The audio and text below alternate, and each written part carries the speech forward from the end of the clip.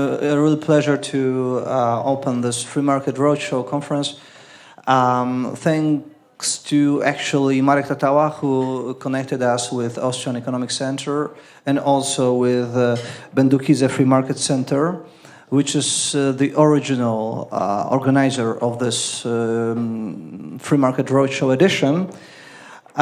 Special thanks to Natalia Melnik, who is in charge of Bendukidze Free Market Center, of organizing this original conference. But sadly, due to obvious circumstances, it couldn't be held in Kyiv as planned.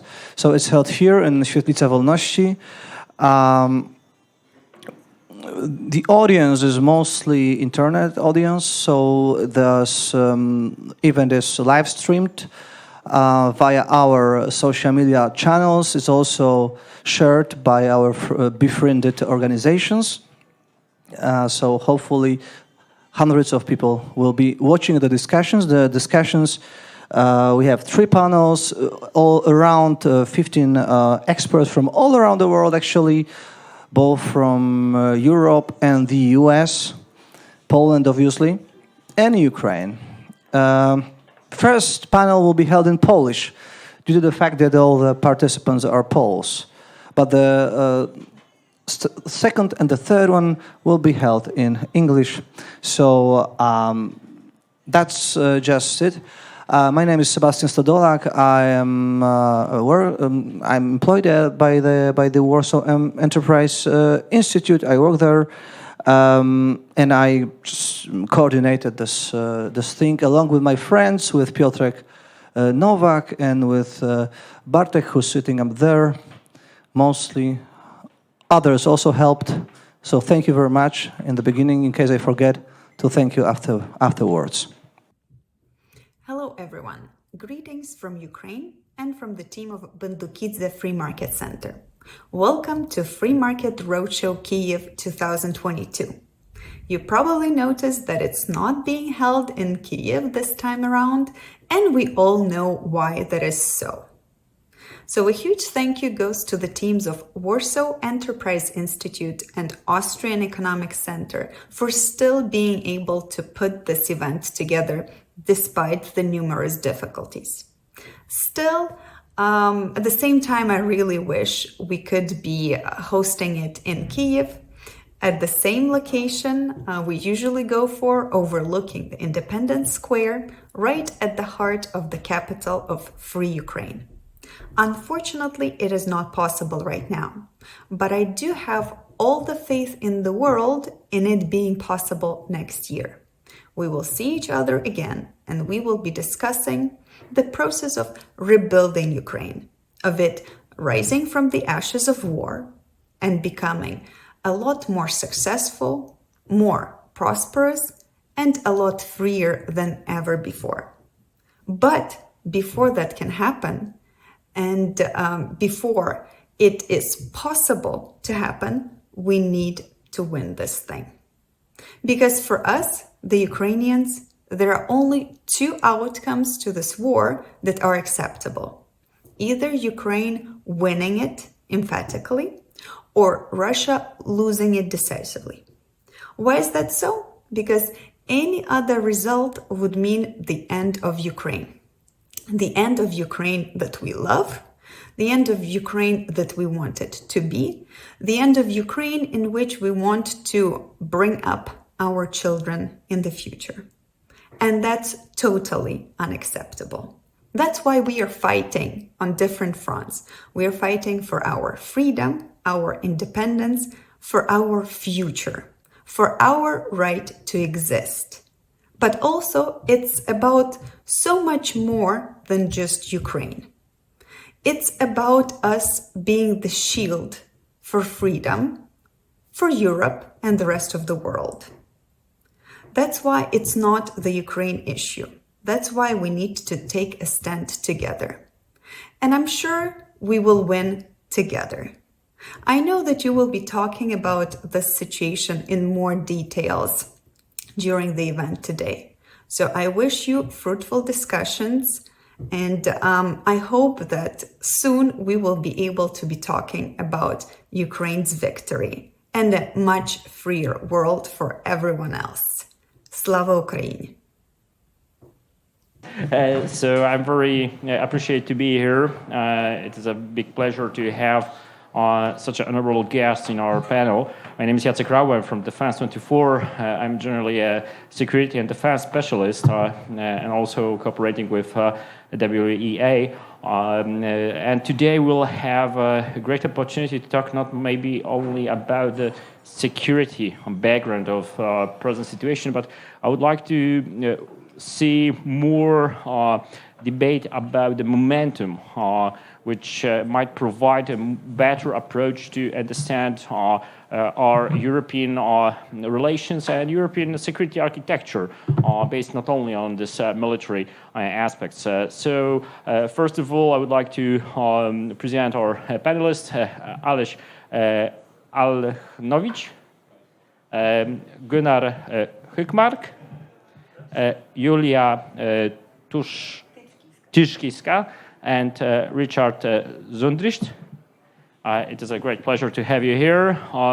So my first question, general to you, do we have a kind of a momentum in our European history in which we can define that we need to have a new Europe for the new years when we are looking at the situation with Russia, with their invasion? Do you think that we can create a new security architecture based on our own values, European values, or we can only refresh something from the Cold War, like NATO, like this debate about the transatlantic cooperation? Moreover, I would like to ask you, do we need to redefine Europe? Is it necessary to have something new? Because there's a large debate right now that we need to have something new, something based on European values. Do you think that's only an emotional approach to war in 21st century? Do we need to redefine Europe? I think maybe we need to define Europe. When I was thinking about this panel, I was thinking about all the different Europes that we have. We have a geographic Europe. We have a European Union. In this context, obviously, we're talking about NATO, which is partially European and partially not. You've got neutral countries in Europe. You have a security architecture. You have plans for a European army. You've got we're all speaking English, but the major English-speaking country has just, quote-unquote, left Europe. So what Europe are we actually talking about? When I first came here, or when Ronald Reagan hanging on the wall, there was a divide through Europe called the Iron Curtain, and when he said, you know, what can we do to stop that? And it was what the previous panels were also already talking about. It was military on the one side. It was income from oil and gas prices on the others. I am a firm believer that if in the 1980s oil prices had not been so extremely low and the West was able to basically outspend in an arm race in the Cold War the Soviet Union, which just couldn't keep up, that maybe events would have been totally different, because Russia is still a heavily energy-dependent economy, and a lot of the sanctions that happened will definitely bite. I just did a little bit of back-of-the-envelope mathematics. Russia spends a lot on military spending. Germany has just pledged 100 billion euros extra spending and to increase its military spending to 2% of GDP. You want to do the numbers? Russia spends 65 billion on its military a year. 2% of German GDP is 77 billion. And we need to also understand. And if we looked at just EU GDP, we are talking about over 300 billion, which is close to 5 times what Russia spent. And this is only the EU. So if you wanted to outspend on an economic thing, because, you know, despite all the criticism, Europe is still rich. Why is it rich? Because of capitalism. Everybody hates that. But, you know, we're basically rich. I've never understood why all these rich countries, the 3rd, 4th, and 5th richest country on the planet, can't afford to defend themselves. Somehow you want to coordinate that. And there is, I think, one remark necessary to put here. Definitely we need to understand that there is a Russian standard of arms modernization, because 10% or 20% is going into the army. 80%, as we see right now, is going outside army. So when we compare these numbers with European, with Germany, or with NATO members, this division is, I think, much bigger in numbers, because in Germany, in France, I don't know, in the United States, there is no chance to so many money leaked out by corruption in military. So we still watching this old type of modernization in Russia. This new is full of corruption. Yes, I think you can say that a lot of the Russian defense spending is visible in palaces around the Mediterranean. And it has proved, I mean, most people are surprised by the lack of efficiency in the Russian military forces. Doesn't mean that they are not forceful, which is another way which is important to remember, is an extremely force with a high level of capital for violence that they're using and sacrificing a lot.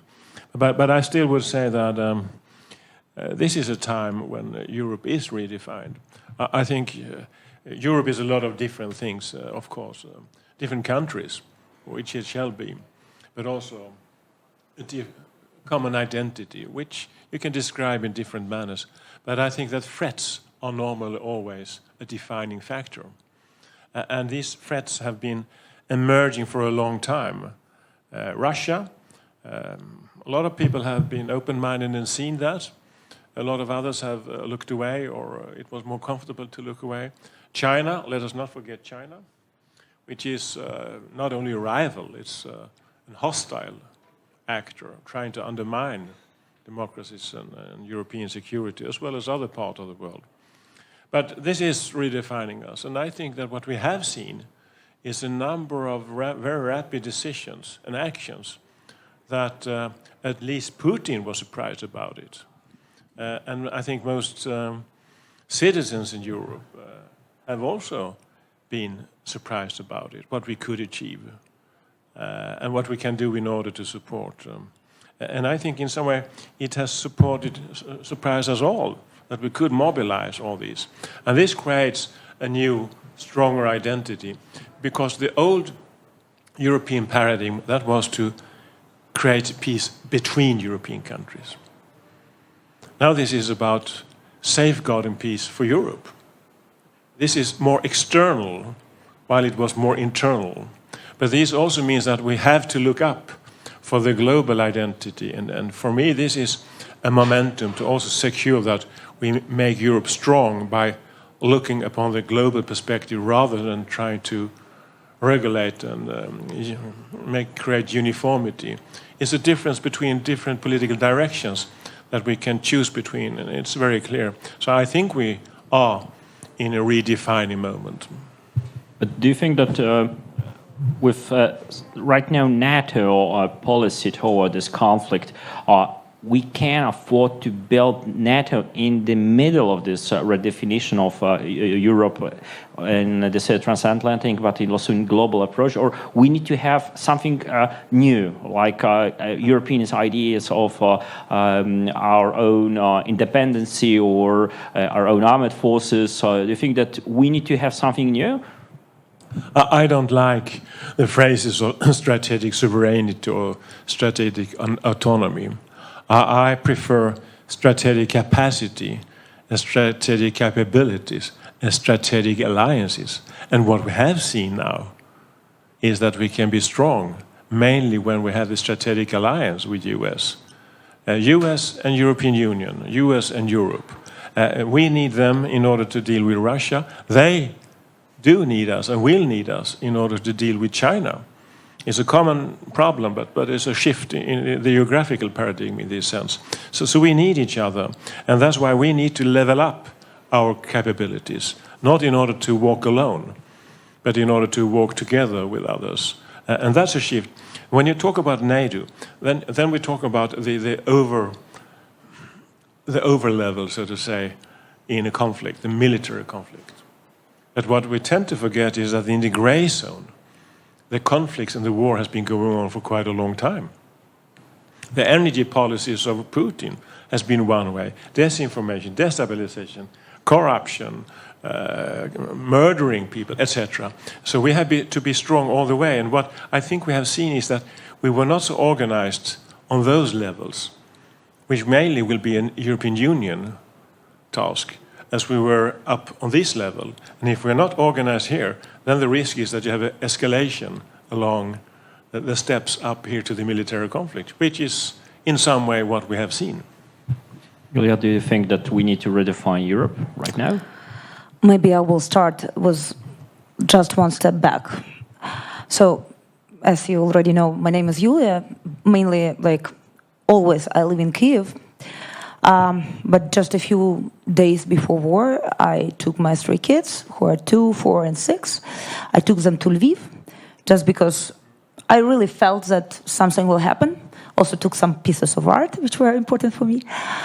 And on a day 4, I had to take my kids and leave the country.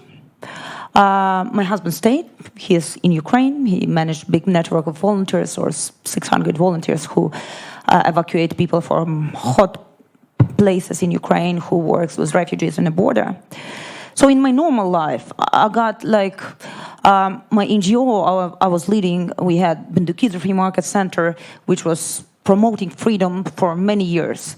My like life within libertarian community started like 15 years ago. I was the first organizing with my colleagues liberty camps in Ukraine.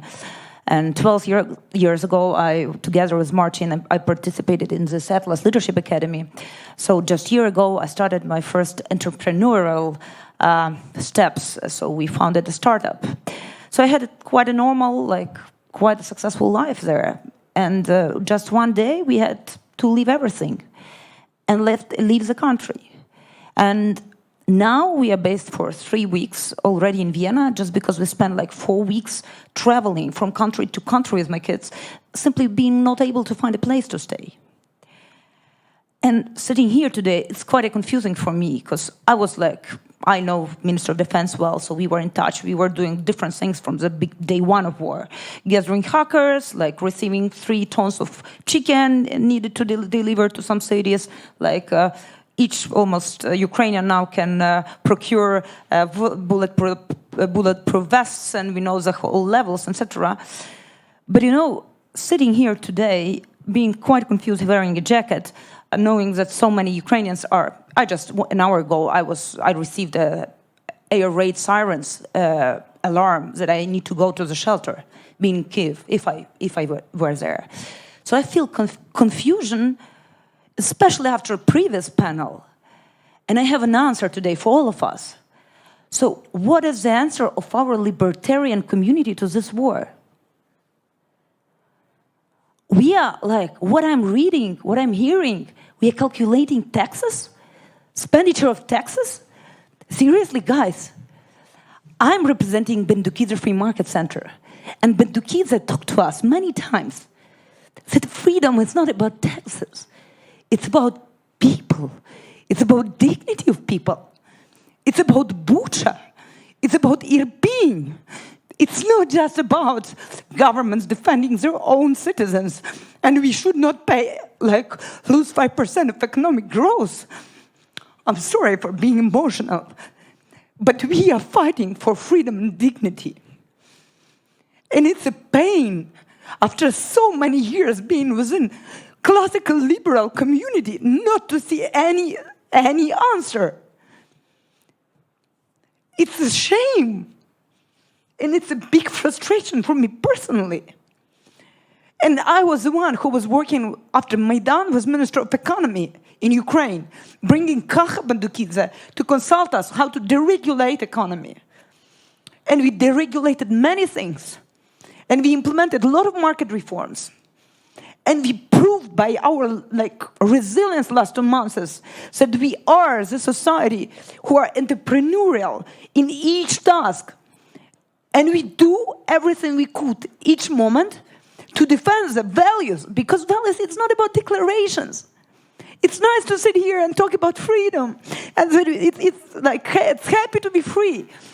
But it's a bit different when your husband had to do military training because he probably in 2 or 3 weeks we need to fight, and you have 3 small kids. And it's different when a mother of my administrative director, her head was separated from the body in Volnovakha because the city was 23% demolished from the air after they were not able to fight us on the ground.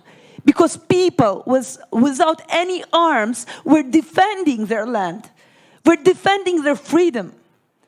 That's why I believe that values, it's not about declarations. It's not about sitting here and saying it's happy, we should be free. In some books, it's about actions. And I do think it's a momentum for Europe now.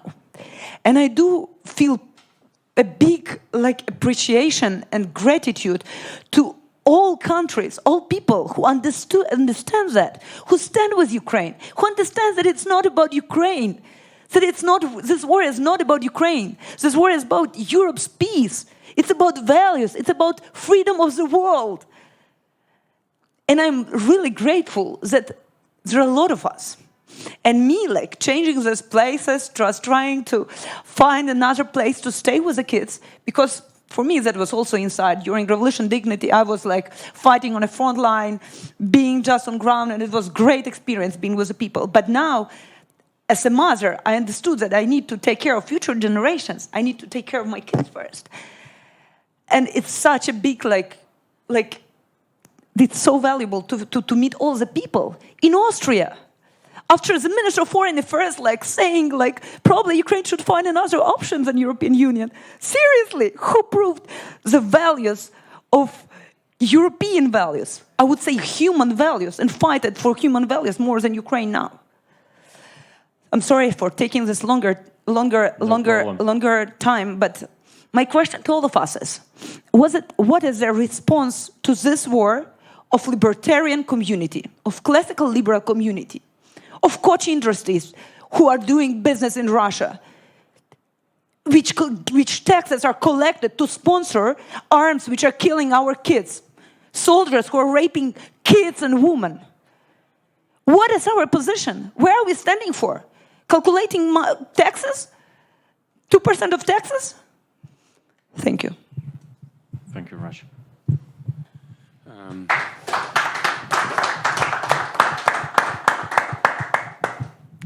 I came from Belarus, and I can only support Yuliya, because something that right now is happening in Ukraine, it started on a different scale, obviously, but it started in Belarus 2 years ago, when Lukashenko suppressed, at first rigged the elections, and then put high pressure, on unprecedented scale on the society. The only country that actively supported him was Russia. And unfortunately, the response of the international society was too slow, uncoordinated, and rather symbolic than real. First, sanctions, or first sorts of pressure on the regime were personal sanctions, so very symbolic. Then were some economic sanctions, but not on the key enterprises or key sectors of the economy, but rather on enterprises that are not dealing with the EU or the West, so it was hilarious. Then there were some important sanctions, but for the regime it was very easy to avoid them.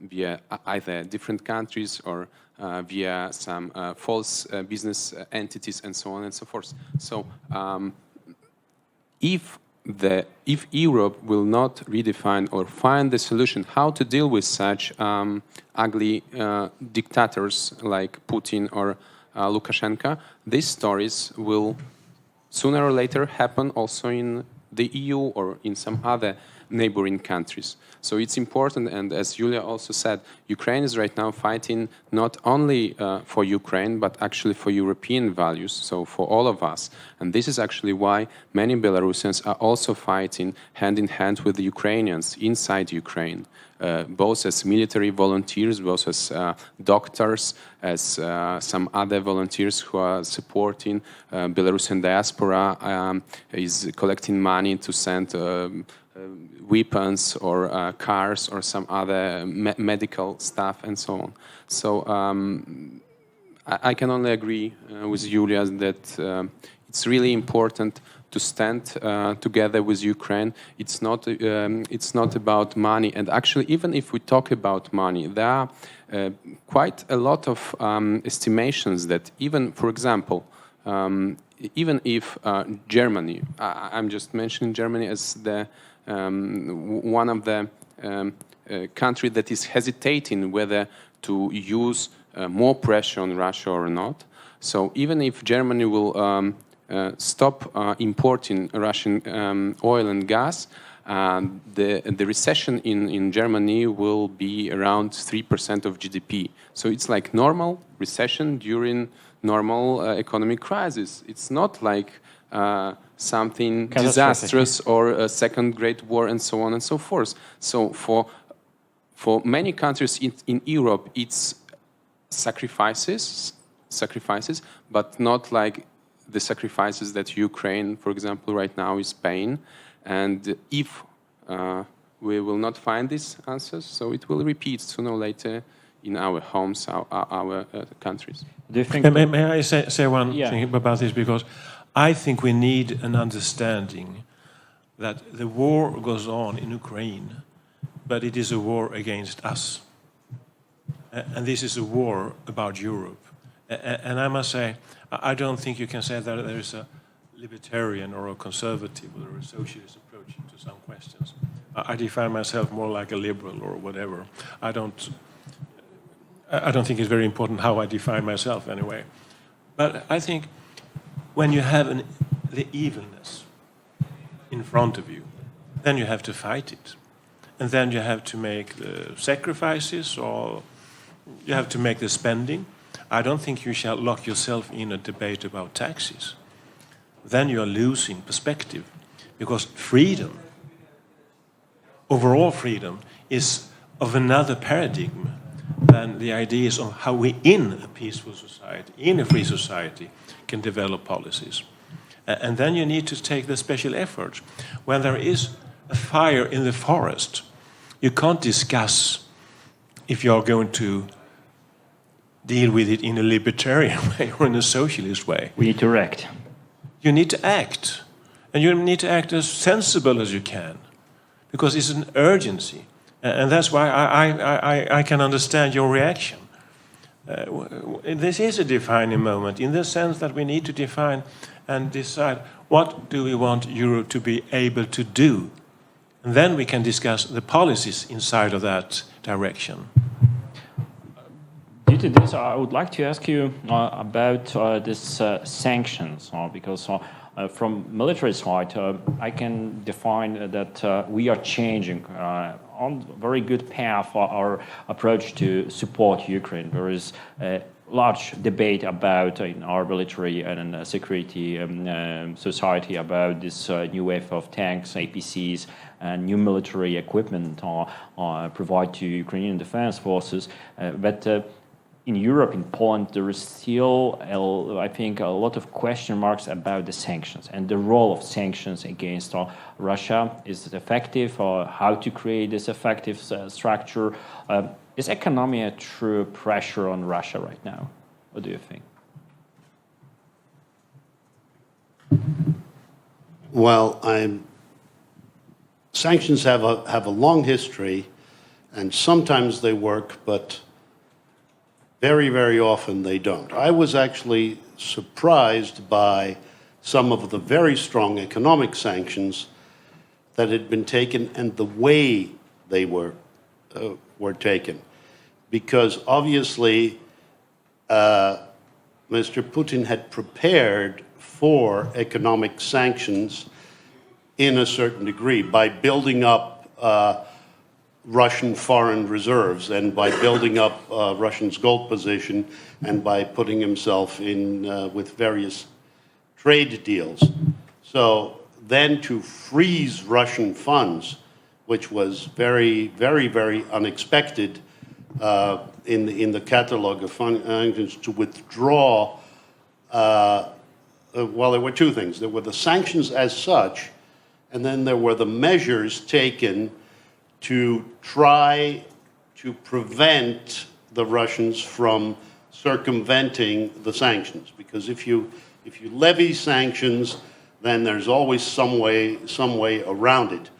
And the Russian economy, you can sell oil from A to B, you can sell it to the Chinese, you can use the yuan, but to cut off, and you saw it as a great surprise. The ruble fell immediately, fell extremely fast, and then you had the sanctions package that was meant to prevent the Russian central bank from intervening to support the ruble.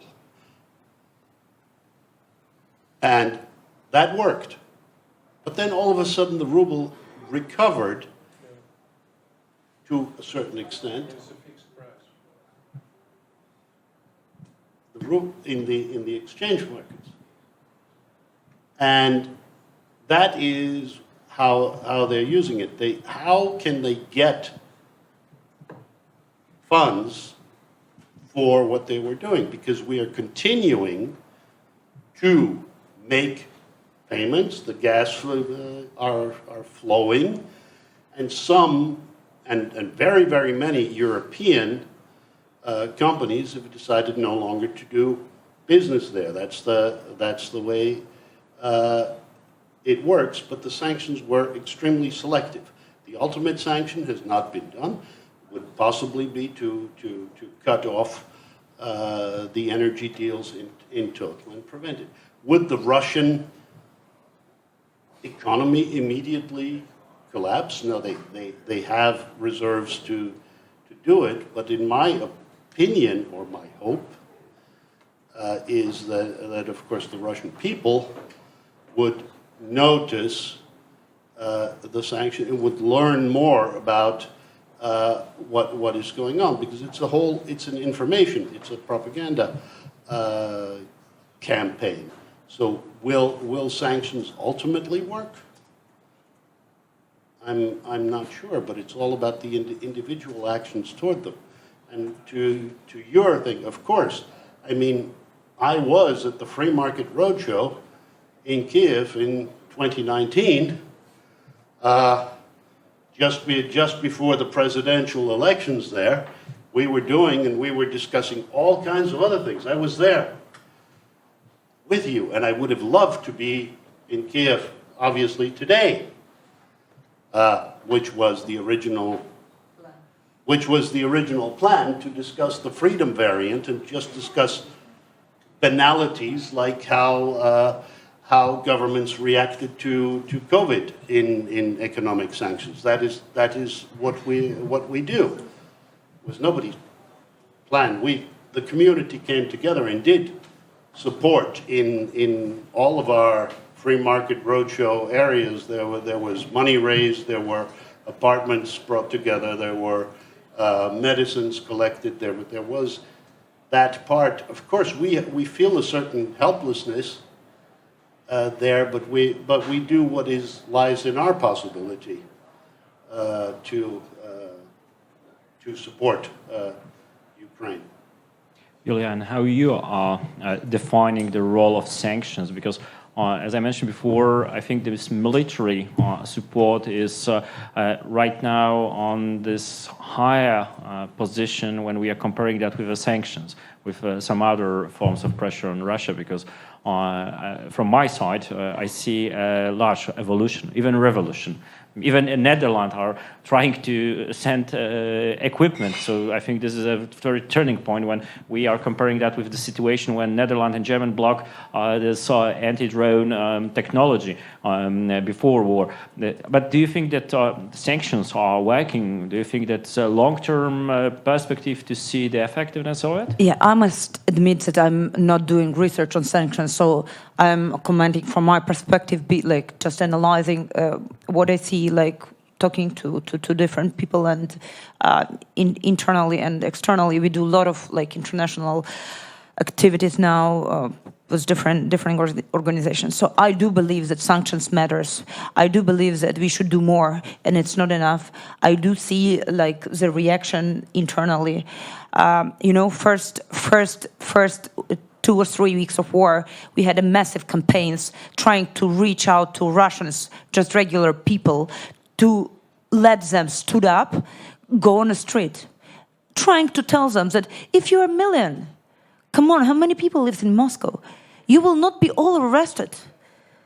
But it was like 10,000 of Moscow people who went, like who stood up. We gave up this, of course. But what they really feel, the effect of sanctions, in a very basic level, that what really tries also, which also influence basic life of regular people. And even if we don't see like some like critical economic effect on some sanctions, if it could influence the understanding, the mind, like the life of regular Russian who is supporting war, because we have 82% of them supporting war now. Yes, they are brainwashed, but they should receive some intentions simply to try think like more widely, and like giving some interviews to French magazines, especially trying to explain that doing business in Russia means paying taxes in Russia, means the taxes are collected and directed to arming Russia and to killing like free civilians in Ukraine. Just, we are not talking about army things. We are talking about hospitals, theaters, more than 200 schools were like destroyed fully. So from my perspective, being not a researcher who is doing like models and analyzing the real economic effect, I see that it really works. I'm absolutely sure that it's really needed. We need more and more sanctions. I would love big companies like I mentioned before to just absolutely boycott doing business in Russia. I do believe that we should have this embargo on Russian gas. So from my perspective, that's the only way how we could, like from different perspectives, fight in this war. We need more arms, we need more sanctions, we need also financial support to win this war. If one believes, as most of us do, or I guess all of us, in free markets and free trade, and if we believe that free markets and free trade is creating prosperity, then we also understand that being fenced off from free market and free trade is disastrous. And that is disastrous for the Russian economy today, in more levels than we tend to believe, because it has not to do with the flow of money as such. It has to do with the flow of goods and the flow of advanced production, chips, or all those things. Russia can't build missiles anymore.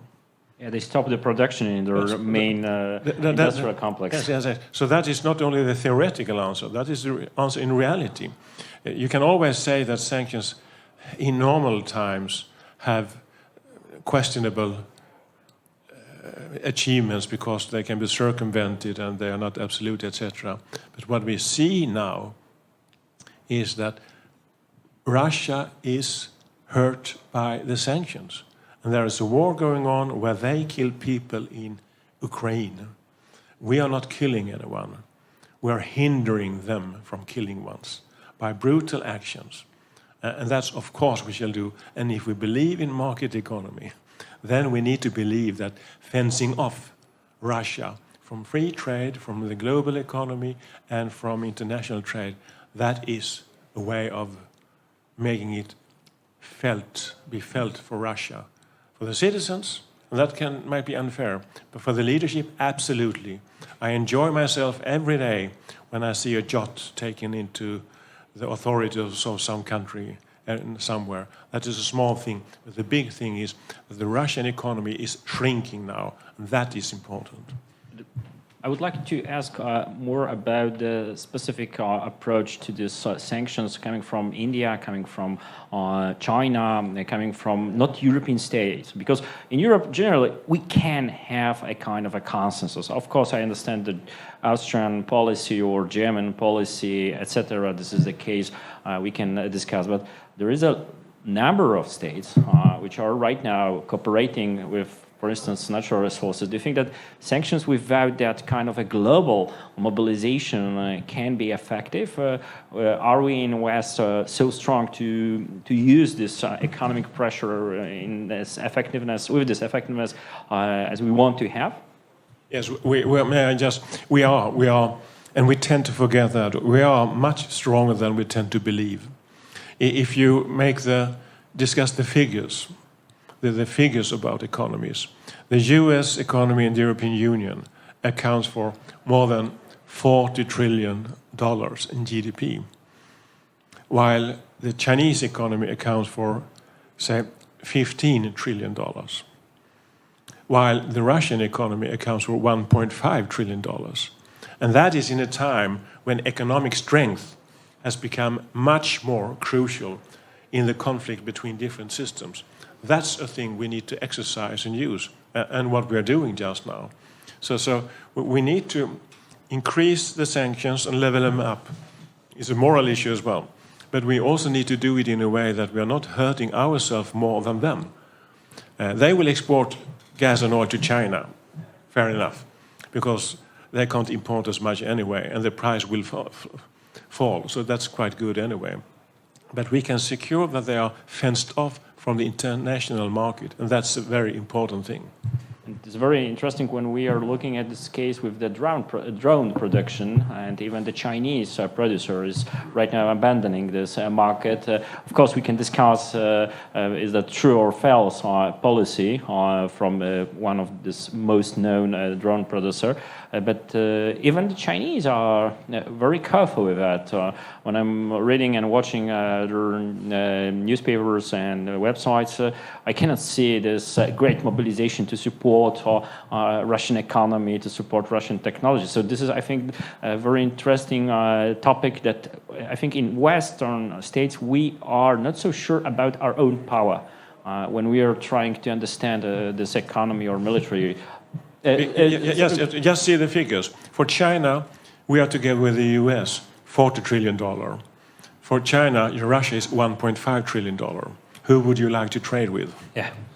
I would like to ask you about sanctions, but with one short remark and one short additional question. Because in Belarus, we have seen a lot of sanctions before. We talk about that kind of a sanctions policy toward this Belarus government policy against their own citizens. Do you still think that sanctions are effective when we are looking at the situation with Ukraine, with this aggression against the independent state, when you have this background from your state? So I need to give you a background. So before 2020, before the presidential elections in Belarus, there were almost no economic sanctions against the regime of Lukashenko. There were lots of personals. Sorry for that. Need to give you a background. Before 2020, before the presidential elections in Belarus, there were almost no economic sanctions against the regime. There were lots of personal sanctions or symbolic sanctions, and it started in 1996 because Lukashenko is in power since 1994, 28 years already. So before 2020, there were no economic sanctions. This is why it's impossible to say that, sanctions were not working in Belarus, so why should we use them? They were not used in Belarus, economic sanctions. After 2020, opposite to what is happening right now with Russia. Sanctions were too slow and uncoordinated. So something was done by EU, something by UK, by Switzerland, by the US. Only recently, these sanctions altogether, they start accumulating. And more countries were interested in closing loopholes. Because even after announcing of some sanctions, for example, in the EU, after the case of Ryanair, after Lukashenko kidnapped an airplane to arrest one political blogger, the EU announced first sectorial sanctions against the regime. And there were certain loopholes. For example, EU agreed to ban exporting oil products, but not crude oil. So crude oil was still coming to Germany. EU sanctioned some portions of potash fertilizers, but only 20% of these, 15 to 20% of these potash fertilizers, which were coming from Belarus to the EU, not all of them. And there were lots of such loopholes. For example, that only new contracts will be forbidden, but older contracts will work. So regime was trying to sign these contracts, with the previous date and so on. So lots of interesting games, and dictators are always good at it. They are much better than democracies. The exports from Belarus to the EU increased by 73% last year. Even after introducing and announcing of sectorial sanctions, the exports of oil products, crude oil, potash fertilizers, metal products, wooden products, and many other kind of stuff, they skyrocketed. So it shows that these sanctions were either insufficient or they had a lot of loopholes. And the same is going right now towards Russia. On paper, it looks very significant. And there are certain areas where these sanctions are really tough. For example, the freeze of Russian foreign reserves, it's unprecedented, and even Russian political elite was very surprised, like what's going on, how it was possible, why nobody thought about it. So it was important. The termination of any cooperation of international institutions like EBRD, European Investment Bank, World Bank, IMF, and so on, with Russia, it's also very important. And look, these two things, they do not cost European or American citizens. These things are not costly, and this is why it was easy to introduce this. When we talk about embargo on exporting to Russia or importing to Russia, these things cost. Because then European citizens need to pay more to bring, I don't know, from other countries, this oil or gas or something else. And this is why, right now, only 19% of Russian exports to the EU is sanctioned. 19%. 50%, around half of the exports from Russia, it's oil and gas, and these goods are not sanctioned. Without this, Russia is receiving more money from exporting oil and gas after the war than before the war because of increase in the prices of oil and gas. And the same happened in Belarus. This skyrocket in exports of Belarusian trade to the EU was not because sanctions boosted them, no, but because prices in global markets increased, and that was positive shock to the regime. And the same, if these sanctions will not be, if there will not be special task force, and actually right now there is special task force, so the coordination between the US, EU, UK, and many other countries, and this is why we hear about, for example, arresting yachts or some other properties of Russian oligarchs. We hear about, for example, some kind of arrest on Abramovich's rights to control Chelsea club and so on and so forth. There will be no Champions League. Yes, so it's very important to monitor the implementation of sanctions, because before the war in Ukraine, these sanctions were like they were introduced, they were announced, but nobody cared how they are really how they are really resulting. And right now, I think that politicians understand that this is important. And in EU and in the US, there are new units, new people who are responsible for this. Well, I perfectly agree, and I agree with both of you. But there is a real quantitative difference between sanctions aimed at somebody who potentially stole an election or got reelected with that. I mean, we heard the same kind of claims from the US, sorry to do that, or to stop an aggressive fighting war. Sanctions are not generally, by the Western world, economic sanctions are not done for regime change. I mean, the first sanctions in my lifetime were against Cuba for nationalizing Western things. We've had sanctions against Iran. We've had sanctions against South Africa. Those work to a certain extent. But the sanctions were not intended, and as a general rule, did not achieve regime change in those countries, because you're not doing a sanction because you don't like whoever was elected or potentially not elected in that country. It is very difficult to dislodge a dictator in the country without the support of the people in that country itself. I mean, unless you march in militarily and dispose that dictator, which has happened at times, but you can't dispose the dictator without the help of the local population, as happened in Ukraine. So the sanctions that we have now, and the reason that they are so strong, are for the unfortunate reason that we have a shooting war and an invasion, and everybody agrees that this invasion, as such, is wrong, and it's a war, contrary to what the other side says.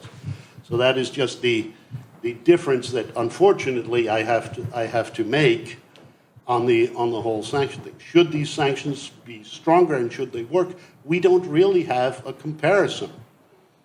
I mean, the dictatorship in North Korea is still there, despite the absolute strongest sanctions. We have a new missiles presented on their march. In there, but I mean, they happen to have.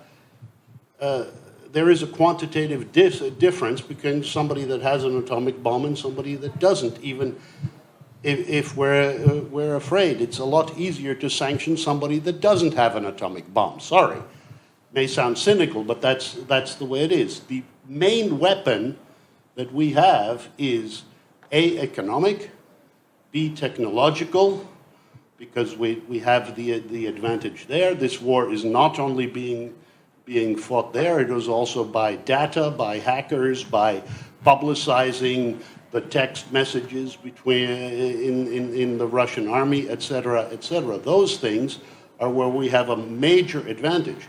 And what would definitely hurt the regime in Russia is if we had a much better economy and we brought the price of oil back down to 30, because that would really hurt him. Because as you said, if the price of oil is up because of it, then whomever he sells it to, whether it's us or somebody else, he's making a lot more money.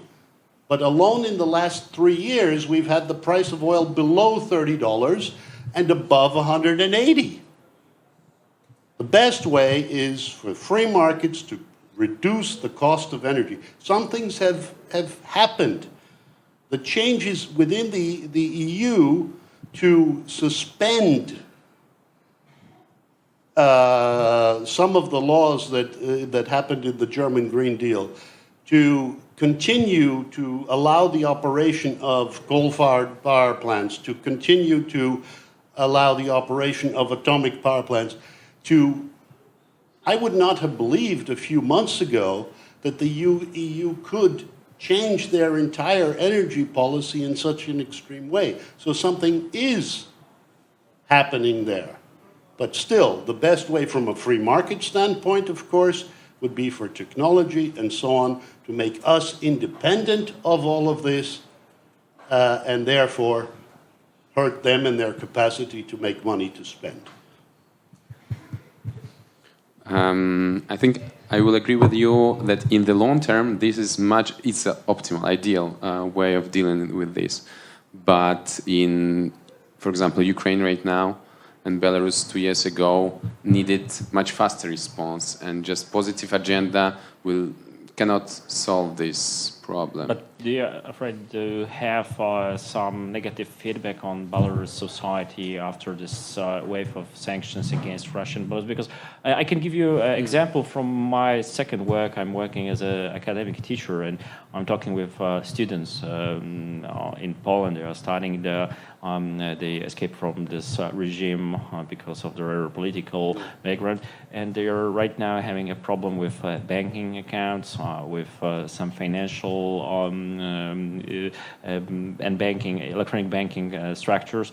Do you think that these sanctions on Russia will put a pressure on Belarus society? Oh, this is definitely, because right now these sanctions are hurting the only sponsor of the Belarusian regime.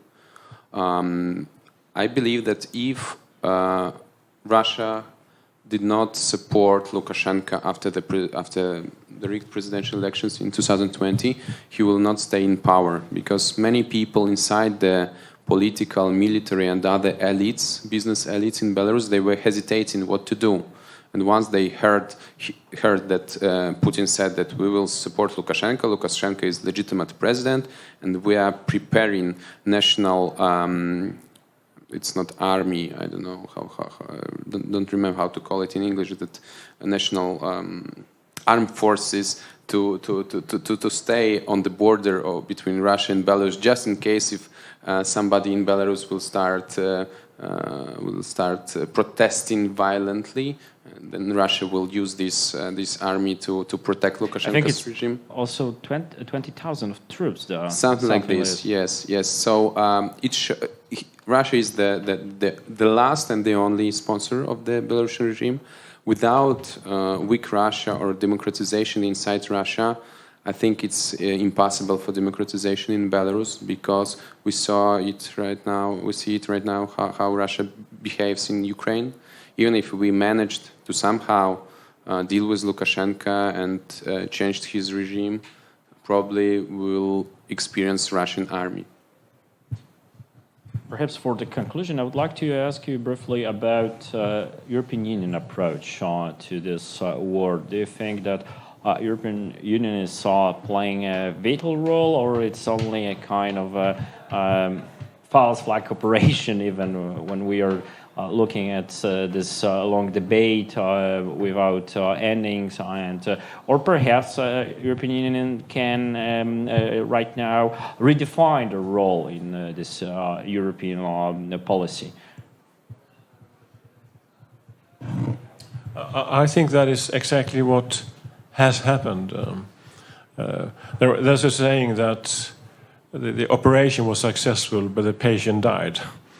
I think that we need to understand that free markets are mostly a long-term perspective. They are extremely efficient on a short-term perspective as well. But new technologies, they emerge for a long time.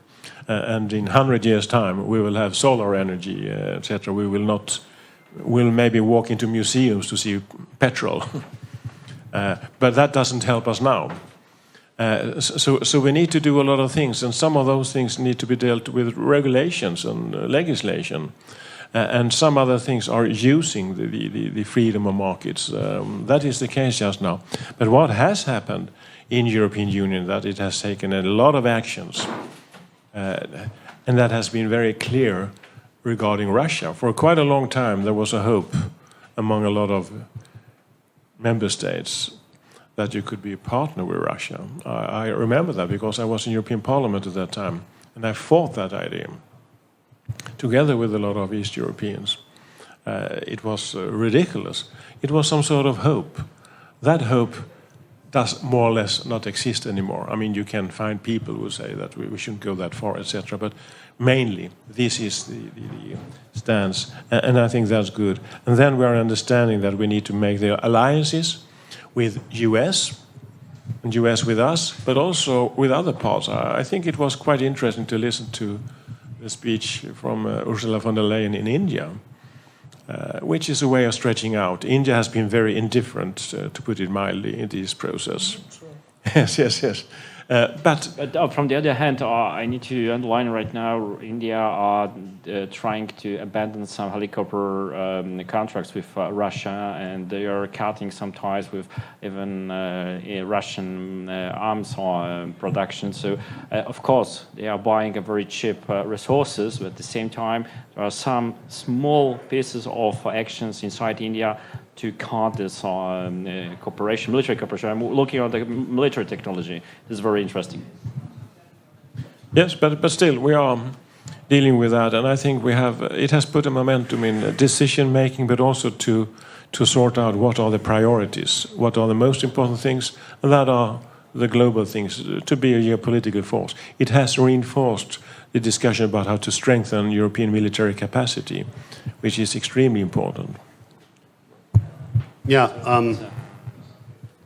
I mean, we hoped when the Iron Curtain came down, when the Soviet Union was dissolved, we hoped, all of us, that free markets and more trade and all of this happened would soften and would lead to regime change in China and in Russia. And for a while there, for 10 years or so, we thought, okay, this is what's working. But then different forms in China and in Russia, in some other countries, of policies came up that were dangerous, and then you had the warnings. And of course, inside the EU, there was always the Eastern European EU members warning about Russia, and some of those warnings were not heard in the rest of the world. And then there were other priorities, the Green Deal and consolidating the European Union and all of those things that didn't happen. There were even, I mean, every country in the European Union is taking the European Union to court on some issue of law, and there's Poland, and there's Austria, and there's Germany fighting the various things. So what do we want? Do we want the original discussion? Do we want a federal state or those long-term goals of the European Union? But now I think this has really shown that the Eastern European countries together were right to warn of it. But now there are other differences in the world. China is a major power. It is also a change that you have to watch out for. The Indians voted neutral because, you know, they've got China on their border, and they happen to be getting a lot of weapons from Russia. I mean, from their point of view, it's unfortunately understandable. So you can't see any of these actions happening individually. It has to happen by cooperation among us. If I was talking only about the COVID variant, I'm saying, okay, all these supply chain issues will lead to, more business, more industry coming back from Asia to Europe, and that would be good for Eastern European economies. That's the topic we all had prepared, because we are, unfortunately, better at talking about economics than talking about war. Very sad.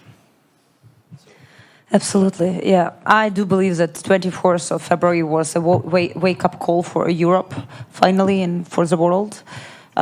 Many events happened, we reminded all of them before, which were not enough simply to understand the whole threat and the whole, factor of Putin, Russia, and the country. I do believe it's not about one man. It's about society who supported them. That's why it's important to also understand that there are people who are supporting the regime. But I am optimistic. And we are working on plans how we will rebuild Ukraine. And we will rebuild. And we will prevail. Truth will prevail. We will fight evil. Now it's a matter of time and the price. And the price is very high already paid for this victory, for these values. So that's why I'm also here to talk to all of you and asking all of you to stand with us, help us. We feel this help. We really appreciate it in human level, in organizational level, in bringing humanitarian aid. It's so important to feel this unity. And I think the unity of Europe is incredible now. And even if might be some political issues and some speeches which are quite ridiculous, like me staying in Vienna, I met such a supporting people, such a big support from Barbara, Brit, and all other colleagues. So my big request is to stand with us, to understand that we are fighting for values, for freedom and dignity, which is for our community a core value, I believe, and we are ready to prove it by actions as we are in Ukraine, we are dying for those values. So I do believe that Europe had a great now momentum, chance to become much stronger, to take leadership, redefined or defined. It was really very nicely said. Thank you. Thank you. And short comment from my side, I think that the efficient basket of instruments against such regimes as Lukashenko's or Putin's should include not only sanctions, but coordinations.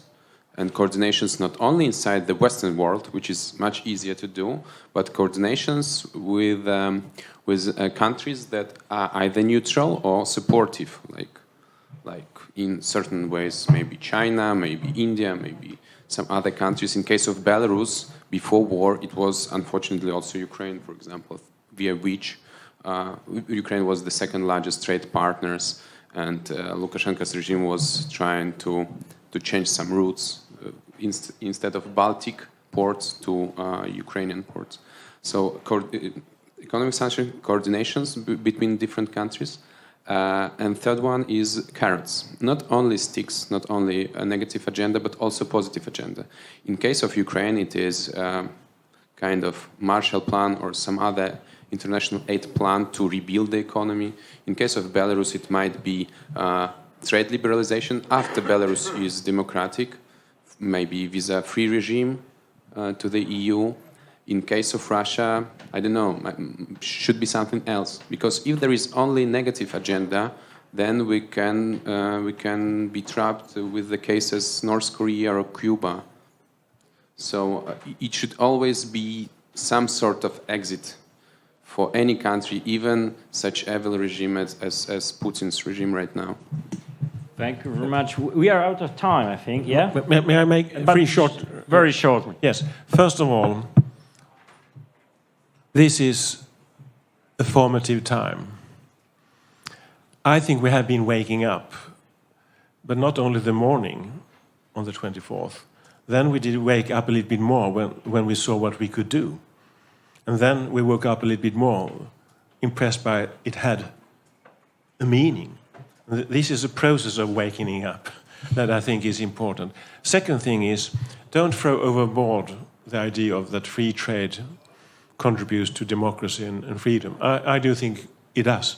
And I think what we see now is exactly a long-term perspective on that, because the reason why Mr. Xi is afraid and strengthening the repression is because he sees what free economy is doing to his society. And the same thing for Putin. They got afraid. And then that's a striking back. Third issue, we need to win this war. We need to mobilize as much as possible to help citizens of Ukraine and Belarus to win these wars, because otherwise we will be the losers. Russia needs to be the loser. And we need to do that. And then we will have other problems. We will have problems with Russia. We will have problems with Belarus and Ukraine. I think we need to offer them a membership in the steps that is possible and accessible. But then we need to deal with those problems and not be surprised at that time. And the last remark. I'll switch roles from the panel and put on my hat as board member of the Austrian Economic Center and co-organizer of the Free Market Roadshow, and want to thank the Warsaw Enterprise Institute for making this possible, that we could still hold the Kyiv Free Market Roadshow here. I would have very much loved to be in Kyiv today, as I was in 2019. All of the free market think tanks involved in the Free Market Roadshow have tried strongly to support and spread the message and work not only for free markets, but for individual freedoms and hopefully for the freedom of Ukraine.